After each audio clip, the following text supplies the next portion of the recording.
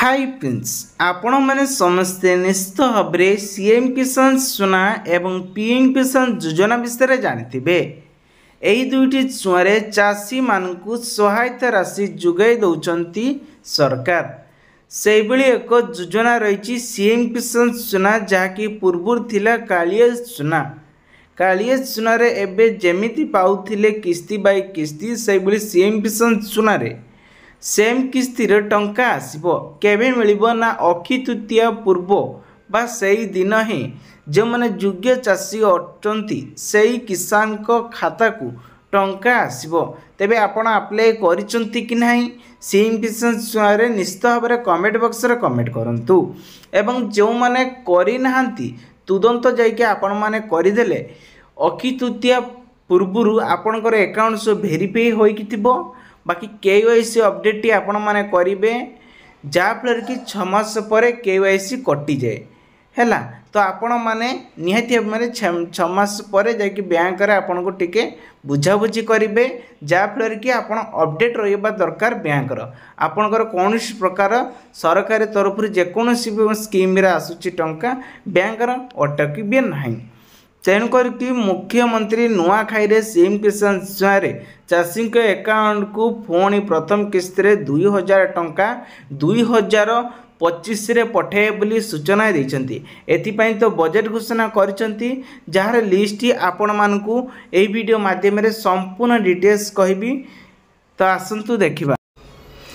मुख्यमंत्री मोहन चरण माझी एबे राज्य सरकार सबु कृषकों पाई बजेट घोषणा करिसंती तेबे आपण माने देखिपाते कृषक मानक पाई आवश्यक को दृष्टि रखी कृषि आनुष्ठ क्षेत्र में 2025-2026 रे बजेट उपस्थापन करा जायछि 37,838 कोटी टंका एबे व्ययबराद करा जायछि सेति मध्यरु कृषि और कृषक शक्तिकरण विभाग पक्ष 14,701 कोटी टंका रही एवं जल संपत्ति विभाग 14,895 कोटी टंका रही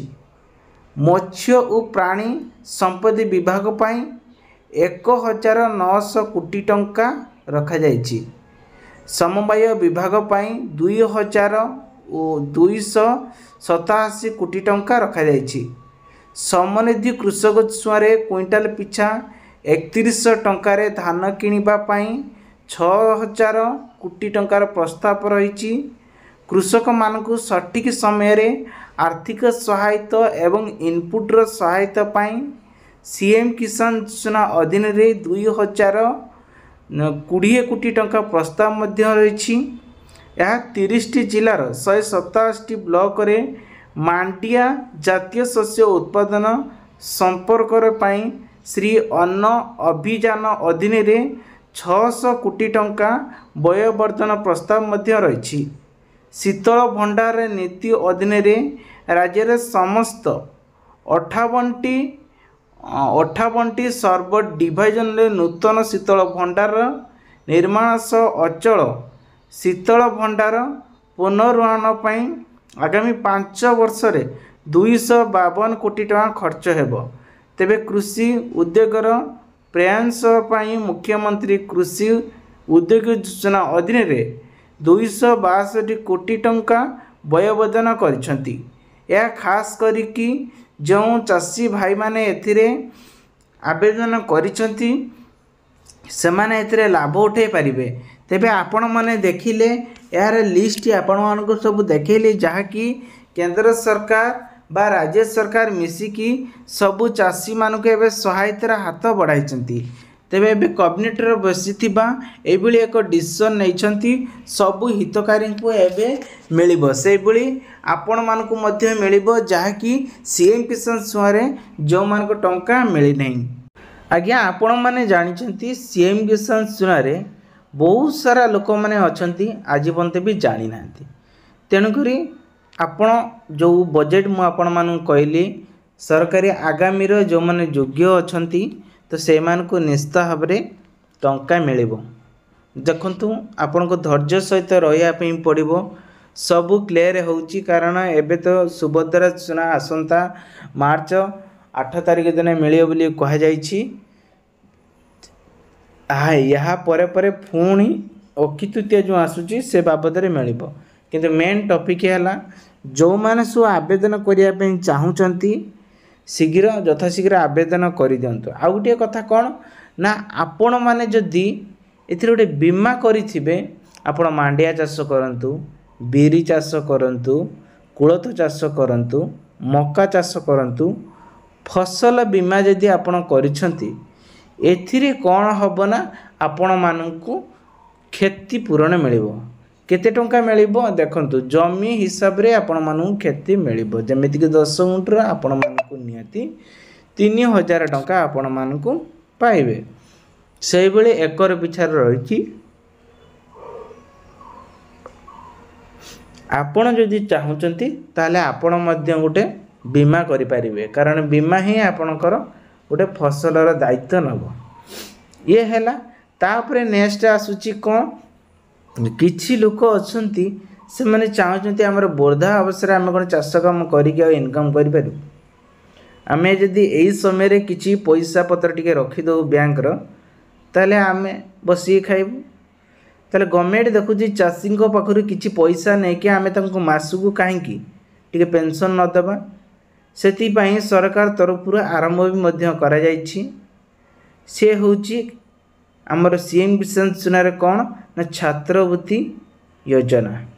एई योजना आपण माने आवेदन करिकि आपण को पिला मध्य पाठ पढ़ी पारिबे। ता तळकु देखिबे आउ टिके रहिछि कौन ना सेठी किसान का पई गुटे रहि योजना।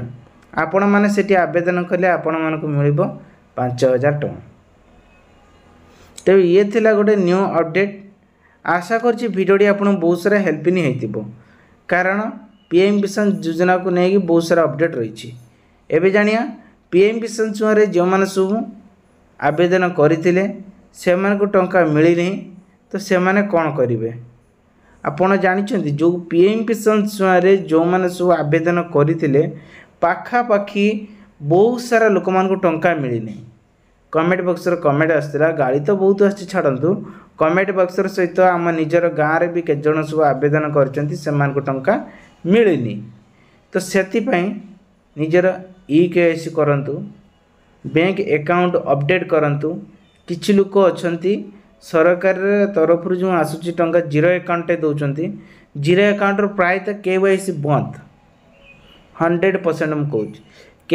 KYC बंद होकि ही रोचे। सेतिपई आपण खातार अपडेट कले आपण मानक निश्चित भाव में सबू टंका पाइबे। भाई खाता नहीं तो कौटे आसबे एपटे खाता KYC होइतिबनी सेकटे बैंक रे भी आपणकर आधार कार्ड लिंक थिबो यदि लिंक रे आपणकर मोबाइल नंबर थिबनी मोबाइल नंबर थिबो यदि से पाखे से मोबाइल नंबर टी व्यवहार हो नथिबो एई सब प्रॉब्लम पे आपण माने आसु नै। आपण सामना करिया पई प्रोफाइल नंबर दिखाई कांटेक्ट करके आपण मध्य देई परिबे। आपण आधार कार्ड दे पारे मु डायरेक्टली आपणकर बायोडाटा काढ़ी आपण मानकू कहीदेवी केमिति कौन आपण माने कौन प्रॉब्लम होती इश्यू आपण मानकू कहीदेवी।